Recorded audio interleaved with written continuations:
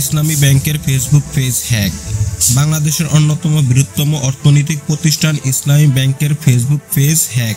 আবারও hack, social media এ নিয়ে চলছে তোলপাড়। শনিবার রাতে ব্যাংকের অফিসিয়াল ফেসবুক পেজ হঠাৎ করে হ্যাক নিয়ন্ত্রণ চলে যায়। একটি হ্যাকার গ্রুপ এই হামলার দায় স্বীকার করেছেন। হ্যাকাররা ফেসবুকে নিজেদের বার্তা পোস্ট করে এবং ব্যাংক স্বাভাবিক ও কার্যক্রম বিভ্রান্ত তৈরি করে।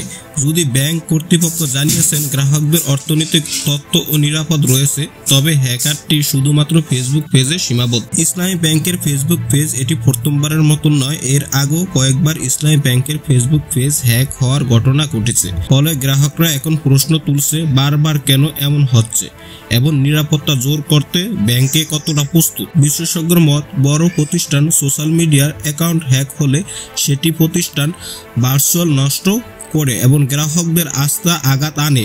তারা বলছেন, সবাই সিকিউরিটি শুধু প্রয়োজন নয় বরং জরুরি। ইসলামী ব্যাংক জানিয়েছেন তারা দ্রুত পেজ নিয়ন্ত্রণ ফিরে পাওয়ার চেষ্টা করছে। তবে এই ঘটনার পর গ্রাহক ও সাধারণ মানুষ সবাই নিরাপত্তা নিয়ে নতুন করে ভাবতে বাধ্য হচ্ছে। আপনারা কি মনে করছেন বাংলাদেশের বড় প্রতিষ্ঠান সাইবার সিকিউরিটি যথেষ্ট গুরুত্বপূর্ণ দিচ্ছে কি না? কমেন্টে জানান।